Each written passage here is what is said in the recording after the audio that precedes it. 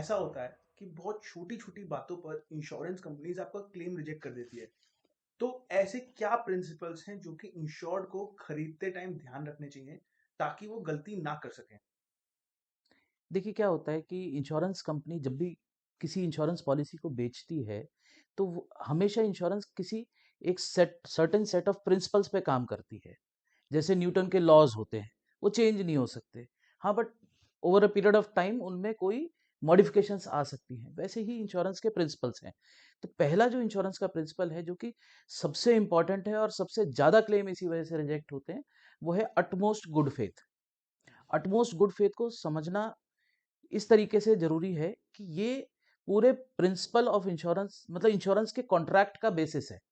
अगर आप इंश्योरेंस ले रहे हैं तो आपने अपने बारे में बताया कि मैं फला व्यक्ति हूँ, ये मेरा प्रोफाइल है, ये मेरा बिजनेस है, मैं इसके बेसिस पे आपसे इंश्योरेंस खरीद रहा हूँ।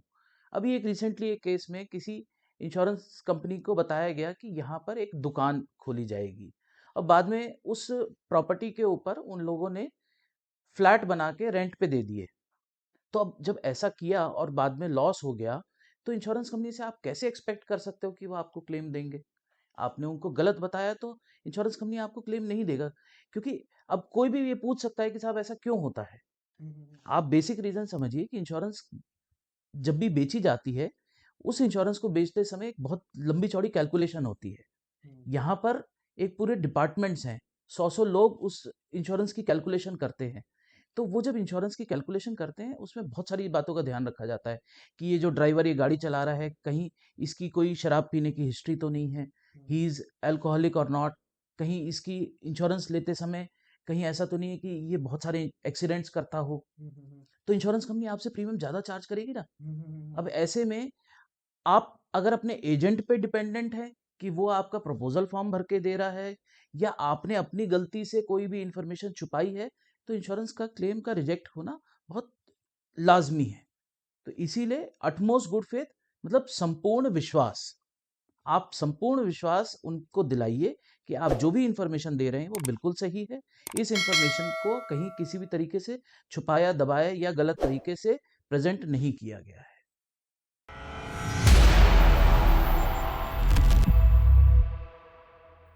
ऐसा होता है कि जैसे कभी-कभार लोग क्लेम लेते हैं, बट उन्हें ये लगता है कि यार इससे कुछ फ़ायदा तो हुआ ही नहीं, है ना? और कई बार मूवीज़ में दिखाया जाता है कि लोग इंश्योरेंस से ना पैसे कमाना चाहते हैं। तो क्या ये चीज़ पॉसिबल है? और अगर पॉसिबल होती है तो इंश्योरेंस कंपनी अपने आप को इस चीज़ से कैसे प्रिवेंट करती है? देखिए, अब आप जो बात कर रहे हैं ना वो सेकंड प्रिंसिपल ऑफ इंश्योरेंस की बात कर रहे हैं। वो होता है प्रिंसिपल ऑफ इंडेमनिटी। इंडेमनिटी का मतलब है to put you back in the same financial position as you were before the loss. That actually means कि अगर आपकी गाड़ी जिस कंडीशन में जैसी थी वो चोरी हुई है, हम आपको वैसी ही गाड़ी वापस लौटाएंगे। अब कोई कहता है कि मेरे उससे इमोशंस जुड़े थे। हुँ, इमोशंस के लिए यहाँ पे कोई इंश्योरेंस कंपनी आपके इमोशंस को वैल्यू नहीं कर सकती, इसलिए क्लेम नहीं दे सकती। हुँ, आपके प्रॉफिट को कोई वैल्यू नहीं कर सकता, इसलिए वो क्लेम नहीं दिया जा सकता। हाँ, आपकी जैसी बिल्डिंग थी, आपकी बिल्डिंग अगर आरसीसी की थी, आरसीसी का आपको क्लेम मिलेगा। अब फर्क कहाँ पड़ता है, इंश्योरेंस कंपनी जब क्लेम दे रही होती है तो उसकी कैलकुलेशंस में वो ये देखते हैं कि आप अंडर इंश्योर्ड तो नहीं हो, हुँ, आप ओवर इंश्योर्ड हो, आपने जिस चीज़ का एक कंप्यूटर खरीदा आपने 1991 में, आपने एक लैपटॉप खरीदा, उस समय हो सकता है वो 1 लाख रुपए का आता हो। हुँ, अब आज की तारीख में अगर आप 1 लाख रुपए का लैपटॉप लेने जाओगे तो वो तो उससे कहीं ज़्यादा अपग्रेडेड मॉडल आएगा। हाँ। तो जहाँ पे अपग्रेडेशन की कॉस्ट आ गई, इंश्योरेंस कंपनी हमेशा उस कॉस्ट को रिड्यूस कर देगी। तो बेसिकली इंश्योरेंस कंपनी ज़्यादा तो कभी नहीं दे सकती, हाँ, देगी तो कम ही देगी। नहीं, कम नहीं देगी, वो आपको कभी कम नहीं देना चाहते हैं क्योंकि इंडेमनिटी का मतलब है कि आपको वही चीज़ उसी कॉस्ट पे दोबारा मिलेगी। आपका लैपटॉप आपने अगर 91 में या 95 में खरीदा होगा या कभी कंप्यूटर आपने खरीदा होगा तो बहुत बेसिक कॉन्फ़िगरेशन का होगा। हाँ, अब उसी बेसिक कॉन्फ़िगरेशन का कंप्यूटर अगर आप आज लेने जाते हो, तो वो एक अच्छे कंप्यूटर से भी 1/10 कॉस्ट का आएगा। हाँ, तो आप सोचोगे कि मेरी तो 1 लाख रुपए की रीइंबर्समेंट आनी चाहिए थी, बट मुझे 5,000 रुपए मिले। तो आपको ये लगेगा कि मेरा बहुत कम पैसा मिला, इंश्योरेंस कंपनी ने नहीं दिया। ऐसा नहीं है। हाँ, इसमें ना एक बहुत ही ब्यूटीफुल कॉन्सेप्ट है, जिसे हम कहते हैं रीइंस्टेटमेंट। हाँ, हाँ। रीइंस्टेटमेंट का क्या मतलब होता है कि आपको बेटरमेंट का पैसा मिल जाएगा। बेटरमेंट इन द सेंस कि होता क्या है कि बैंक है, हुँ, एक इंडस्ट्रियलिस्ट है, वो हमेशा अपने एसेट्स को इस नजरिए से देखता है कि जहां पर उसके लिए यूजेबिलिटी क्या है। एक लेटस से कि एक मशीन है, मशीन का आउटपुट 70 पीसेस पर आवर का है। आज वो मशीन जो है लेने जाते हैं तो 70 पीसेस ना होकर वो वैसी ही मशीन 100 पीसेस पर आवर का आउटपुट देती है। तो आपको 70 पीसेस पर आवर की मशीन का पैसा मिल जाएगा। अच्छा। बट अगर आपकी मजबूरी है कि आपको 100 पीसेस पर आवर की ही मशीन खरीदनी पड़ेगी, हाँ। तो एडिशनल 30 पीसेस पर आवर का जो पैसा है वो आपको अपनी कॉस्ट से इंक्लूड करना पड़ेगा। तो इंश्योरेंस कंपनी आपको 70% क्लेम दे देगी हाँ। Without charging the depreciation. पर ये नहीं होगा कि अगर सम इंश्योर्ड ज्यादा का हो जाए तो क्या ये दिक्कत सॉर्ट हो जाएगी या तब भी दिक्कत नहीं होगी? नहीं, तब भी नहीं होगी, क्योंकि आपको हमें वहीं पहुंचाना है जहां आप लॉस से पहले थे। अगर आपकी पॉलिसी मार्केट वैल्यू पे है तो डिप्रिसिएशन काट के पैसा मिलेगा। अगर आपकी पॉलिसी मार्केट वैल्यू पे नहीं है, रीइंस्टेटमेंट वैल्यू पे है, तो 70 की 70 भी मिल जाएगा। बट जो एडिशनल 30 आपको बाई फोर्स खरीदना पड़ रहा है, वो 30% आपको एडिशनल अपनी कॉस्ट पे करनी पड़ेगी। लाइफ इंश्योरेंस के अंदर इंडेमनिटी का कोई कॉन्सेप्ट नहीं है, क्योंकि इंश्योरेंस कंपनी कभी भी किसी की लाइफ की कभी कोई वैल्यू नहीं कर सकती। अच्छा। क्योंकि आप एक वाइफ के हस्बैंड की अगर डेथ हो गई है, उसने अगर 3 पॉलिसीज ली हुई तो तीनों पॉलिसी अपना पूरा पैसा देंगी। अच्छा। वो ये नहीं कह सकते कि नहीं जी, हमने तो अपना अपना पैसा दे दिया तो हम सबने मिला के आपकी हस्बैंड की लाइफ से 3 गुना ज्यादा पैसा दे दिया। नहीं, ऐसा कभी नहीं हो सकता। तो जनरल इंश्योरेंस में इंडेमनिटी का कॉन्सेप्ट है, लाइफ में उस कॉन्सेप्ट को थोड़ा सा पीछे रखा जाता है।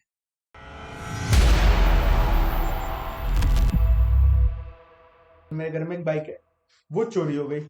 मैंने इंश्योरेंस कंपनी से उसका पैसा ले लिया, एफआईआर वगैरह दर्ज करवा के सब कुछ ले लिया। अब बाद में चोर पकड़े गए और मुझे मेरा माल मिल गया। तो ऐसा हो सकता है कि मुझे पैसा भी मिल जाए और मेरे को गाड़ी भी मिल जाए और टीवी भी मिल जाए? तो ऐसा पॉसिबल है?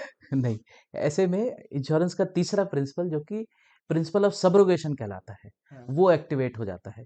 जब भी आप कभी क्लेम लेंगे ना इंश्योरेंस कंपनी से, हाँ। Insurance company will always make you sign certain documents before they pay the claim.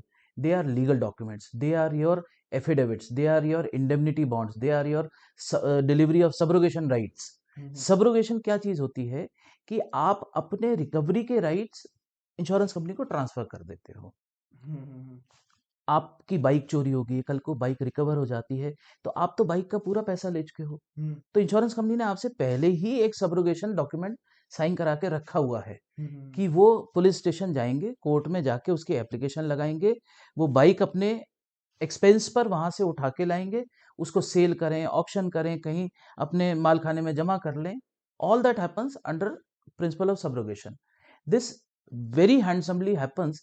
आपको पता है marine insurance is the oldest insurance, oldest हाँ, टाइप हाँ, ऑफ हाँ, इंश्योरेंस। फर्स्ट वहीं से शुरुआत हुई थी। वहीं से शुरुआत हुई थी। तो ये सब्रोगेशन का प्रिंसिपल जो है ना, वहां से चला आ रहा है।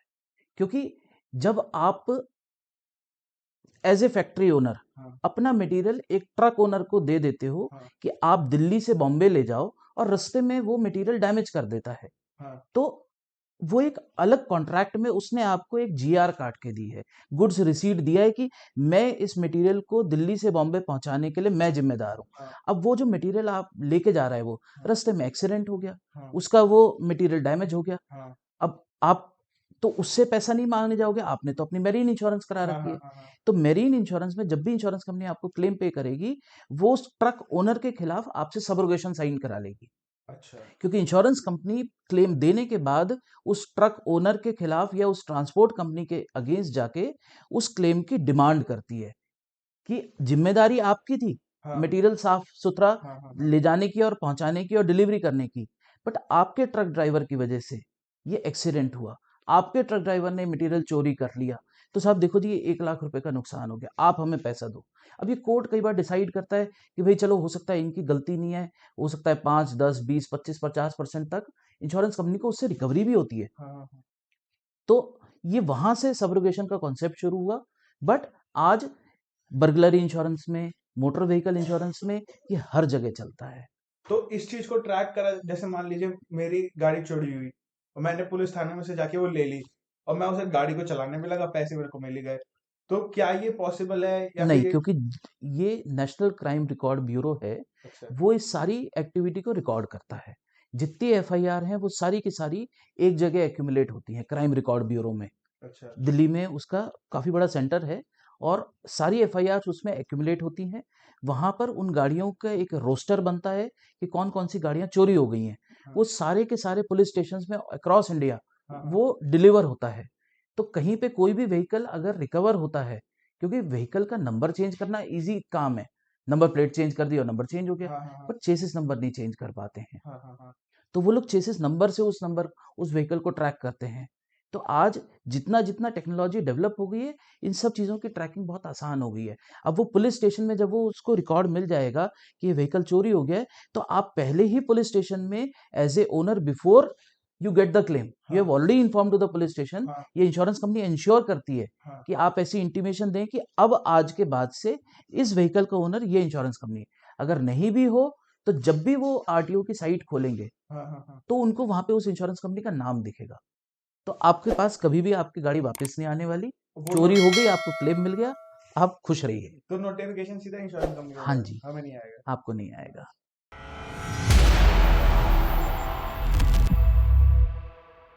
जैसे ऐसा हो सकता है कि मैंने अपनी बाइक पर जैसे 2 या 3 इंश्योरेंस पॉलिसी ले ली और कभी एक्सीडेंट हुआ तो मैंने सबसे क्लेम ले लिया।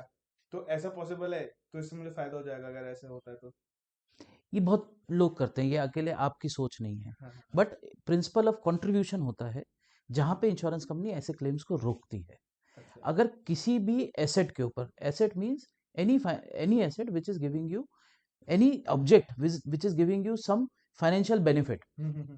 वो आपकी बाइक हो सकती है, किसी की कार हो सकती है, किसी का फैक्ट्री हो सकती है, या बैंक का प्लेज किया हुआ स्टॉक हो सकता है। हाँ, हाँ, ये हाँ। बहुत बार होता है कि एक बैंकर जो है अपने स्टॉक की इंश्योरेंस कराने के लिए वहां पे किसी फैक्ट्री ओनर के पास उसकी इंश्योरेंस अपने आप कर लेता है और बैंक अपनी तरफ से डेबिट कर देता है उस ओनर को कि जी मैंने आपके 10,000 रुपये काट लिए और हुँ। आपकी इंश्योरेंस कर दी। ओनर कहते हैं साहब मैंने भी इसी स्टॉक की इंश्योरेंस करा रखी है। तो ये बड़ी कॉमन सी बात है, हाँ, हाँ, ये हाँ। कोई नई बात नहीं है। हाँ, हाँ, हाँ। But the problem is, principle of contribution says कि if there is a common asset, हाँ, हाँ। common financial benefits, then that claim will be bifurcated in the rateable proportion. Let us say एक 1 लाख रुपए का स्टॉक है, हुँ, वहां पे material fire हो जाती है, वो सारा का सारा जल जाता है। हुँ। अब इंश्योरेंस कंपनी जो बैंक की तरफ से है, उसने उस 1 लाख की इंश्योरेंस की बजाय, चूंकि बैंक ने 50,000 का ही उसको लोन दिया हुआ था, उसने 50,000 की इंश्योरेंस करा रखी थी। हाँ, बट आपको पता था कि मेरा स्टॉक जो है 1 लाख का है, हाँ, आपने पूरे 1 लाख की इंश्योरेंस करा रखी थी। अब यहाँ पे क्या हुआ, स्टॉक तो था 1 लाख का, हाँ। बट इंश्योरेंस हो गई 1.5 लाख की। 1 लाख आपकी और और 50,000 50 बैंक की। की। बट अगर आप इसको ध्यान से देखेंगे तो 2/3 और 1/3 का रेशियो बन जाता है। हाँ, तो अब 1 लाख का जो लॉस है, ये सर्वेयर की ड्यूटी होती है हाँ, कि वो सेटलमेंट के टाइम पे कंट्रीब्यूशन देखता है हाँ, और 1/3 का लॉस तो पास ऑन करेगा जो बैंक की इंश्योरेंस कंपनी है, हाँ। और 2/3 का लॉस पास ऑन करेगा जो ओनर की इंश्योरेंस कंपनी है। तो contribution means, principle of contribution says कि that loss will be bifurcated equally in rateable proportion hmm. To both the policies. तो यही सीन हेल्थ में भी होता है या फिर लाइफ में होता है? नहीं, हेल्थ और लाइफ में दोबारा से हम इसी बात को कहेंगे कि वहां पे आप लाइफ को वैल्यू नहीं कर सकते। हाँ, अगर आपने 2 इंश्योरेंस ले रखी हैं, हाँ, तो वहाँ पे प्रिंसिपल ऑफ कंट्रीब्यूशन अप्लाई नहीं होता। हाँ। प्रिंसिपल ऑफ कंट्रीब्यूशन वहीं अप्लाई होता है जहाँ पे वो फाइनेंशियल गेन के लिए एसेट यूज़ हो रहा है। अच्छा, तो जैसे कि मान लो अगर कोई एक बंदा 2 टर्म इंश्योरेंस लेता है एंड उनकी डेथ हो जाती है तो दोनों से पैसा मिलेगा? हाँ, दोनों से पैसा मिलेगा। हाँ, कुछ पॉलिसीज़ ऐसी हैं जो कि इस पैसे को रिस्ट्रिक्ट करती हैं। वो किसी और भी कारण से कर सकती हैं। जैसे कि कई पॉलिसीज़ होती हैं, वो ये कहती हैं कि आपकी अर्निंग का 50 टाइम्स तक इंश्योरेंस करेंगे। हाँ, हाँ, हाँ। अब जब वो ऐसा करते हैं तो आपकी अर्निंग तो बिफोर द डेथ एक सर्टेन कोई 10,000 रुपए कमा रहा है, हाँ, तो 10,000 multiplied by 50 it becomes 5 lakhs, हाँ, है ना? सही कह रहा हूँ ना? हाँ, हाँ, हाँ, 5 लैक्स। तो 5 लैक्स का मतलब है कि आपने 2 इंश्योरेंस पॉलिसीज़ ले रखी हैं। एक कहती है कि मैं 5 लाख की हूँ और दूसरी कहती है मैं 10 लाख की हूँ। हाँ, हाँ, हाँ, तो अगेन आपका सम इंश्योर्ड डिफाइन हो गया 5 लाख, हाँ, हाँ, हाँ, बट आपकी पॉलिसीज़ 5 + 10 15 लाख की हो गई। तो आपको 1/3 2/3 के प्रोपोर्शन में दोनों इंश्योरेंस कंपनियों से पैसा मिलेगा। क्योंकि again you are talking of your income as a financial gain. But if it is pure term insurance, pure life insurance, ऐसी इंश्योरेंसेस जहां पे उसकी वैल्यू नहीं लगाई जा सकती है हाँ हाँ। एब्सोल्यूट टर्म्स में, वहां पे कंट्रीब्यूशन एप्लीकेशन नहीं होती है। और हेल्थ में अगर किसी का एक्सीडेंट हो जाता है, वो किसी बीमारी से अंदर होता है, वो दो इंश्योरेंस कंपनी से पॉलिसी ले रखी है, हाँ, तो भी एक ही सही क्लेम। वहां पे फाइनेंशियल गेन जा रहा है उस हॉस्पिटल को, हाँ। या आपकी हेल्थ के ऊपर जो क्लेम हुआ है, कैंसर का पेशेंट है या कुछ भी है, हमेशा जब भी वो हॉस्पिटल में जाएगा उसका 1 लाख 2 लाख 5 लाख का बिल बनेगा, वो बिल का पैसा तो हॉस्पिटल को गया ना। हम्म अब जब वो पैसा हॉस्पिटल को गया है तो उस पैसे के अगेंस्ट आपको इंश्योरेंस मिलना है, हम्म हम्म हम्म, हम्म, तो वो पैसा जो दो इंश्योरेंस कंपनी आपस में बांटेंगी। got it। ऐसा नहीं होगा कि वो पैसा 5 लाख उसने भी दे दिया, 2 लाख उसने भी दे दिया, नहीं, उस 5 लाख का डिस्ट्रीब्यूशन होगा, कंट्रीब्यूशन होता है ये, कि उस एसेट को जब वो डैमेज हो गया तो उसके फाइनेंशियल गेन्स को देखते हुए आप उसी प्रोपोर्शन में, रेटेबल प्रोपोर्शन में डिस्ट्रीब्यूट करेंगे।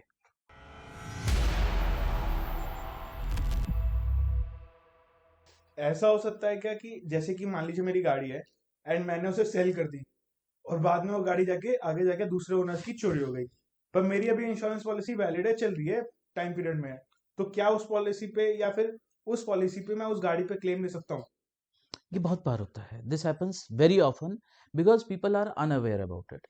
नाउ व्हाट हैपन्स इज कि if you have bought the car, अगर आपने गाड़ी खरीद ली है तो आपको उसकी इंश्योरेंस भी साथ में, या तो आप नई खरीदें या फिर उसको आप ट्रांसफर करा लें। ट्रांसफर की कॉस्ट बहुत कम होती है, may be it is 40-50 rupees या something, hmm but it is a procedure. Hmm, या कई बार जो फर्स्ट ओनर होता है वो ये कहता है कि मेरा इसमें नो क्लेम बोनस चल रहा है, हाँ मैं नो क्लेम बोनस अपना छोड़ना नहीं चाहता हूँ, या मेरी इंश्योरेंस का ट्रैक रिकॉर्ड खराब हो जाएगा। ये आज बहुत हो रहा है, जब इंश्योरेंस कंपनी ये देखती है कि इसके अंदर इश्यूज आ रहे हैं, तो ये जो प्रिंसिपल है ये है प्रिंसिपल ऑफ इंश्योरेबल इंटरेस्ट। अच्छा। नाउ व्हाट हैपेंस इज कि इट सेज कि आपका उस एसेट में कोई फाइनेंशियल इंटरेस्ट होना चाहिए at the time of taking the insurance as well as at the time of loss. तो जनरल इंश्योरेंस की जब हम बात करते हैं प्रिंसिपल ऑफ इंश्योरेबल इंटरेस्ट की, अब कोई अर्थक्वेक के अगेंस्ट ताजमहल, लाल किला, हम्म, कुतुब मीनार, इन सब मॉन्यूमेंट्स की इंश्योरेंस करा ले और लॉस होने पर कहे कि साहब ये तो इनवैल्यूएबल चीजें थी हम्म और मेरे को तो इनको लाखों करोड़ों अरबों रुपया दे दो, हम्म तो ऐसा हो नहीं सकता। हम्म हाँ, may be there are certain agencies who can say कि साहब, या किसी की कोई बिल्डिंग है, पर्सनल बिल्डिंग है, आपकी कॉर्पोरेट आप हैं और आपकी एक 100 करोड़ की बिल्डिंग है, हाँ आप उसकी इंश्योरेंस कराइए, आप ओनर हैं उसके, हाँ हाँ आपका लॉस होगा आपको मिलेगा, हाँ, but you can not go ahead and ensure monuments, क्योंकि आपका उसमें कोई फाइनेंशियल इंटरेस्ट नहीं है। तो दैट वेरी ऑफन हैपन्स कि जहां पर लोग अपनी इंश्योरेंस सरेंडर नहीं करते हुए दूसरी पार्टी को बोलते हैं कि जी आप अपनी इंश्योरेंस कराओ, अब तो गाड़ी आपकी है। अगर वो नहीं करा रहे हैं, उस 10-20-50 हजार रुपए को बचा रहे हैं, गाड़ी तो खरीद ली 20 लाख की हम्म सेकेंड हैंड, बट 50 हजार रुपए इंश्योरेंस बचाना चाहते हैं, हम्म तो वो गलत है। ऐसे में कभी भी इंश्योरेंस कंपनी आपको क्लेम नहीं देगी। हाँ, इसका एक एक्सेप्शन है, वो है लाइफ में। हम्म लाइफ में क्या होता है कि लाइफ में जब हम प्रिंसिपल ऑफ इंश्योरेबल इंटरेस्ट की बात करते हैं, तो एक हस्बैंड अपनी वाइफ की पॉलिसी ले सकता है, वाइफ अपने हस्बैंड की पॉलिसी ले सकती है, दोनों अपने बच्चों की पॉलिसी ले सकते हैं, हम्म बट दिस हैपन, तो वहां पे insurable interest eight the time of taking the policy देखा जाता है। हम्म अब कोई एक बच्चा है जो कि एडल्ट हो गया, हम्म इस साल आपने पॉलिसी ली, वो हम्म एडल्ट हो गया, या उस साल उसकी शादी हो गई, हम्म तो अब जो उसकी वाइफ ने भी उसकी पॉलिसी ले ली। हम्म तो इसीलिए जब भी हम इस तरह की एक्सीडेंट की पॉलिसीज हैं, लाइफ की पॉलिसी हैं, यहाँ पे एक नया कॉन्सेप्ट निकल के आया नॉमिनी का। हम्म, जैसे आप देख रहे होगे आजकल म्यूचुअल फंड, हाँ हाँ हाँ, सिप, शेयर, सब जगह ये सब नॉमिनी, नॉमिनी आप सेलेक्ट करो। हाँ तो वही लाइफ इंश्योरेंस में और पर्सनल एक्सीडेंट पॉलिसी, बिकॉज अगर फादर ने अपने बच्चों की पॉलिसी ले रखी है तो he is paying the premium, हाँ बट नॉमिनी हो सकता है उनकी मदर हो, या हो सकता है उसकी सिस्टर हो, हाँ, या नॉमिनी बाइफरकेटेड हो कि 50% नॉमिनी हस्बैंड हो गया, 50% या फादर हो गए, 50% नॉमिनी मदर है। तो this happens only because there is a insurable interest.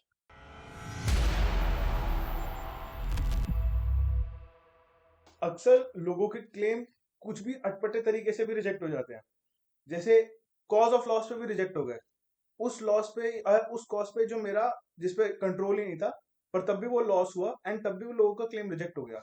तो ऐसा क्यों होता है? See, what happens is कि there are two kind of policies basically.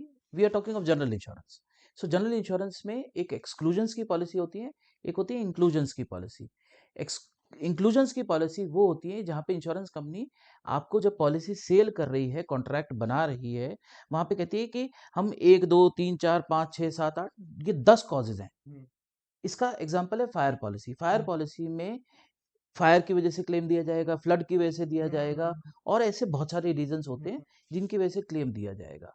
अब अगर वो डोमिनेंट कॉज है हम्म, तो क्लेम पे होगा। हम्म, वहां पे इसी के उलट दूसरी पॉलिसीज होती हैं, hmm, reversal of this which is policy of exclusions. Hmm, वो ऑल रिस्क पॉलिसी होती है जहां पर फॉर सर्टेन रीजंस आपका क्लेम नहीं दिया जाएगा, but for all other reasons your claim will be paid. तो you can not go and ask the insurance company कि मेरे को कौन सी पॉलिसी दो और कौन सी ना दो। हाँ, बट अगर आपके पास ऑप्शन है हाँ, तो you must always ask for policy which is exclusions policy, हाँ, कि जी जिनकी वजह से नहीं मिलेगा आई कैन टेक केयर कि मुझे इनकी वजह से नहीं नहीं मिलेगा। मिलेगा। ये इंश्योरेंस में एक कॉन्सेप्ट होता है, cause of principle of proximate cause. हाँ, लैटिन में इसको कॉज ऑफ प्रॉक्सिमा भी कहते हैं। हाँ, ये एक डोमिनेंट कॉज को खोजता है जब भी कोई लॉस होता है।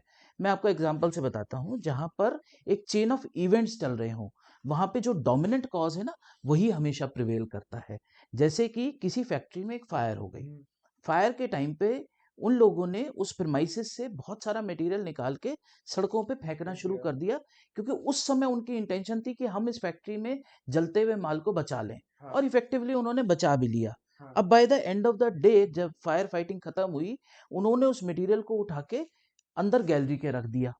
हाँ, कुछ तो क्या हुआ कि जिस समय बाहर मटेरियल फेंक रहे थे, बस्ती के बच्चे आए और वहां से कुछ मटेरियल चुरा के ले गए। हाँ, हाँ, तो वो लॉस हो गया जिसे आप प्रिवेंट नहीं कर सकते थे। हाँ, वो लॉस, क्योंकि फायर उसका डोमिनेंट कॉज था, ये एक चेन ऑफ इवेंट्स चल रही थी, अनब्रोकन चेन ऑफ इवेंट्स चल रही थी। ये हुआ, ऐसे हुआ, फिर ऐसे हुआ, और बच्चे चुरा के ले गए। हाँ, तो वो जो चोरी चला गया material, that becomes part of the fire claim. हाँ, हाँ, but now what happens is कि आपने उस मटेरियल को उठा के अपनी गैलरी में अच्छी तरह से रख भी लिया। हाँ, अब उस बस्ती के जो लोग थे, उनको कुछ ऐसे शरारती तत्व थे, उनको ये पता था कि आज इनकी फैक्ट्री में मटेरियल बाहर गैलरी में रखा है। हाँ, रात को 4 लोग आए, हाँ, चौकीदार को गन पॉइंट पे खुलवाया, हाँ, और वहां से मटेरियल चुरा के ले गए। ले गए।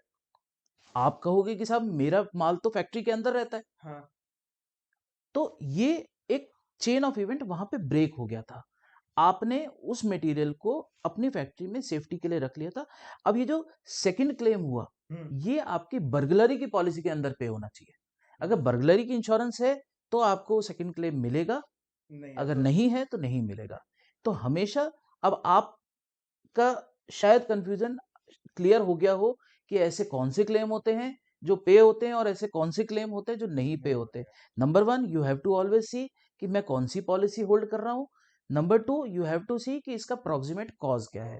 ये कुछ प्रिंसिपल्स की जो हम बात कर रहे हैं, ये बहुत इंपॉर्टेंट है। ये हर एक इंश्योरेंस क्लेम के टाइम पे इंश्योरेंस कंपनी हमेशा देखेगी कि आपने प्रपोजल देते समय कुछ गलती तो नहीं करी है। गलती करी है, किसके एंड पे गलती हुई है, कहीं उनकी अंडर राइटिंग में कोई फॉल्ट तो नहीं है।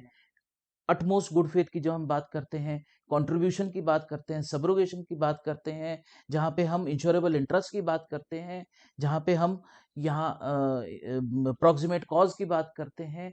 ये सारे के सारे प्रिंसिपल्स ऐसे हैं जैसे न्यूटन के लॉ, कि उनमें डिफरेंट डिफरेंट पॉलिसीज के मद्देनजर कुछ चेंजेस किए जा सकते हैं, बट वो प्रिंसिपल्स अपनी जगह कायम है। जिसकी बेसिस पे इंश्योरेंस इंडस्ट्री खड़ी है, इंश्योरेंस उसी बेसिस पे होती है, राइट?